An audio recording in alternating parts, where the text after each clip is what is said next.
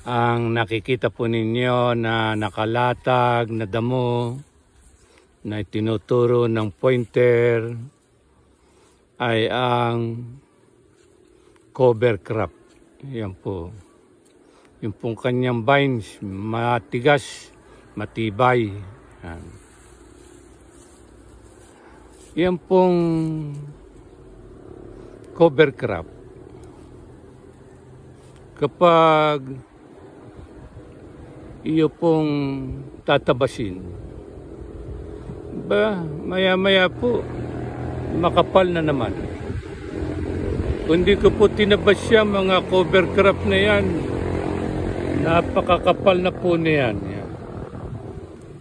Natira na lamang po sila. Yan pong cover crop, kaya madaling kumapal.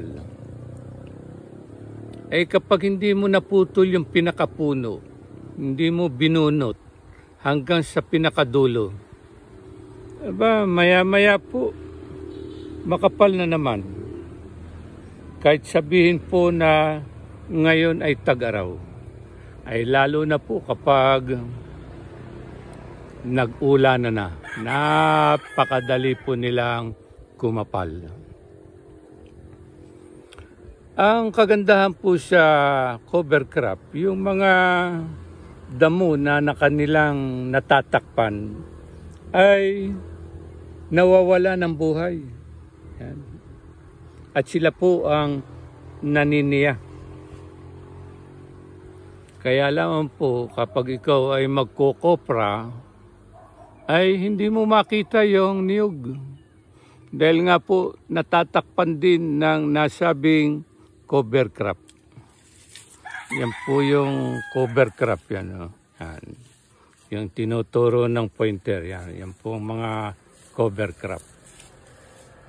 At dahil nga po sa kakapalan, hindi mo makita ang niyog, taguan pa rin po ng mga daga. At baka nga po may ahas pa. Kaya ingat po tayo sa mga bukirin na may mga cover crop. Yan po at isa sa mga dahilan pa rin kung bakit hindi maganda yung cover crop. Yan, nakikita po ninyo yan, papunta po sa bundok Tilaok.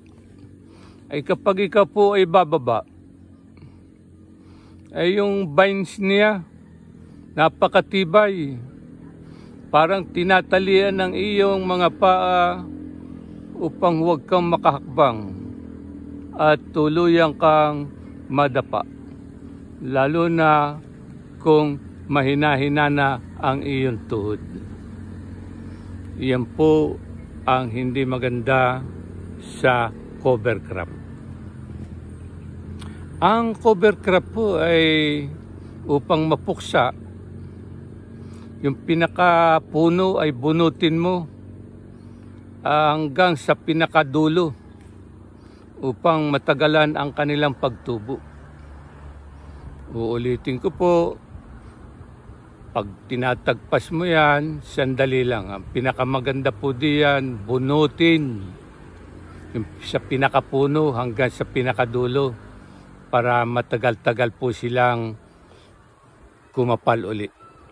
Sa buhay po ng tao, maikumpara po natin ang cover crop sa mga tinatawag na trapo o trapo. Yung pong traditional politician. Dahil po mula sa kanilang great-great-great-grandfather, sa kanilang mga ninuno, ay hanggang sa kasalukuyan ay nariyan pa rin ang kanilang lahi o angkan sa politika. May mga trapo po naman na mabuti, maganda ang iniiwang legacy. Yung po bang talagang naglilingkod para sa bayan. At meron din naman pong mga trapo na Ang dahilan kung bakit sila pumapasok sa larangan ng politika ay upang bigyang proteksyon ang kanilang pamilya, ang kanilang negosyo, at para sa kanilang kapakanan ng pamilya. Yan po ang isa sa mga dahilan kung bakit pumapasok. Yan po ang hindi magandang trapo.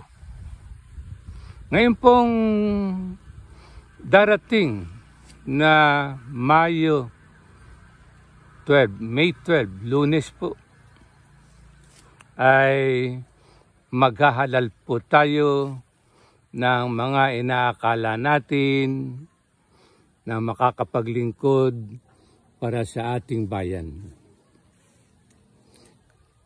Ay pumili po tayo at maging matalino sa mga ihahalal natin. Yan nga pong cover crop ay gagamitan natin ng itak para tagpasin. Yan. Para hindi na makatubong mabuti, matagal makabalik. Yan. Ay si Bonifacio po, si Andres Bonifacio, ay gumamit po ng tabak, ng itak, ng gulok upang tagpasin ang pananakop ng mga Kastila sa ating bansa. Ginamit po niya ay ang tabak.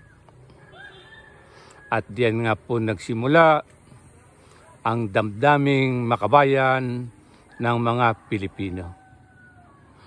Kung ang cover crop na inyong nakikita, mahirap tagpasin, mahirap putulin, madaling dumami, nakakabalik ka agad, gamitan mo man ng itak, ay itulad po natin sa tabak ni Bonifacio na ang pananakop ng mga Kastila ay nagwakas. At sinabayan pa ng ploma ni Dr. Jose Rizal. Sa pamamagitan pa rin ng ploma ay nagwakas ang pananakop ng mga Kastila sa ating bansa. Ang tabak ni Bonifacio, ang ploma ni Rizal sa Mayo 12 ay gamitin natin upang tagpasin ang mga trapo na para sa pansarili lamang nilang kapakanan ang dahilan kung bakit naghangad sila ng katungkulan para sa bayan. Kaya po mabisa ang tabak, mabisa rin ang ploma. At sa nobela ni Dr. Jose Rizal, yung Noli Me Tangere, sa unang kabanata, ay yung po bang ang Bapor Tabo. Kapag titingnan mo po ang Bapor Tabo, sa kanyang panlabas na kaanyuan ay napakaganda. Dahil lagi po itong may pintura. Yan. Katulad po siya ng cover crop na tinatakpan ang kagandahan. Yan. Upang malansin niya, madekoy ang mga nakakakita. Akala sa tingin maganda. At sa loob po ng Bapor Tabo ay may dalawang bahagi. Yun po bang sa itaas ng kubyerta. Ang mga naroroon ay ang mga may sinasabi sa lipunan, ang Gobernador General, ang pinuno ng Guardia Civil, ang may mga katungkulan sa ating bayan ng panahon ng Kastila, nabibilang sa matataas na angkan. Yun po ang mga nasa itaas ng kubyerta. At sa ibaba po naman ng kubyerta ay naroon ang nakakasulasok na amoy. Hindi mo malaman kung saan nagmumula ang nakasusulasok na amoy. Napakasikip po, siksikan ang mga nasa ibaba ng kubyerta. At yan po ay ang mga Indio. Ang tawag po ng mga Kastila sa mga Pilipino ay Indio. Yan. Nariyan po ang mga Chino. Mabuti na lamang nakabawi ang mga Chino. Sa panahon natin, sila ang sinasabi na may magandang buhay sa ngayon, yung mga Chino na negosyante. Yan. Inuulit ko po, sa ibaba ng kubyerta, siksikan.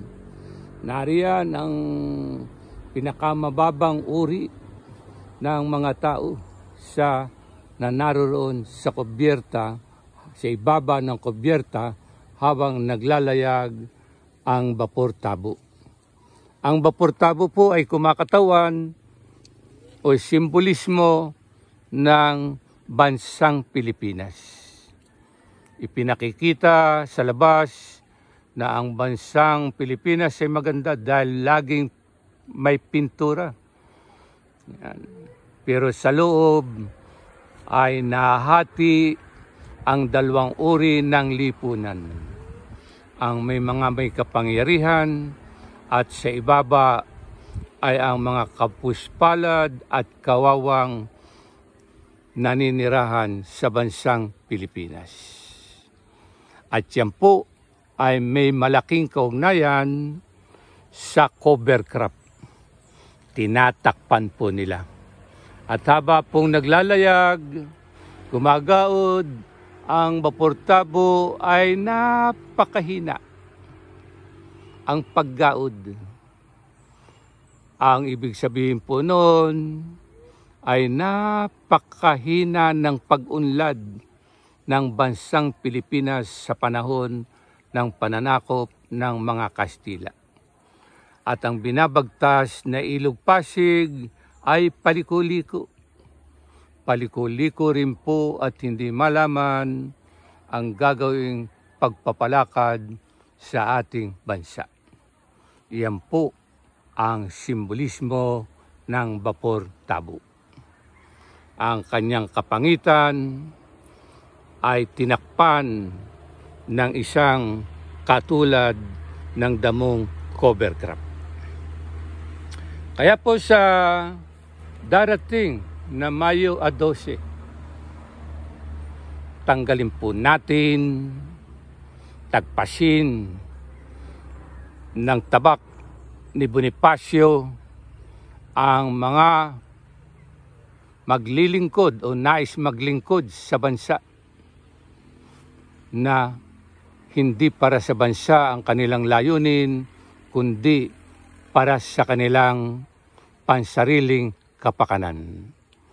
At ang ating pong gawin sa ploma ni Rizal ay isulat ang inaakala na makapaglilingkod at isama ang mga bagong dugo sa larangan ng politika na inaakala natin na siyang makapagbibigay ng napakatagal ng kaunlarang hinahangad ng bansang Pilipinas.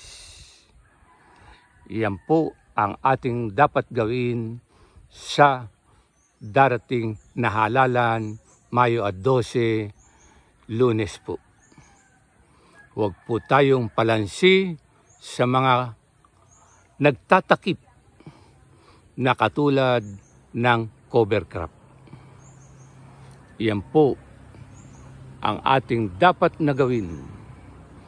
Ang cover crop na akala may nagbibigay ng ganda, subalit sa gabal, sa kaparangan, sa kalupaan, sa kanayunan, ay tanggalin po natin yan. Mula sa ugat, putulin na natin ngayon upang mawala na ang mga cover crop na narito sa ating lipunan. Salamat po sa hapong ito. Sana po matanggal na ang matagal na kaisipang natatakpan upang tanggalin, sibakin, tabakin at ang isulat ng ploma ni Rizal ay ang mga inaakala nating tunay na makapaglilingkod sa bayan. Salamat po sa araw na ito.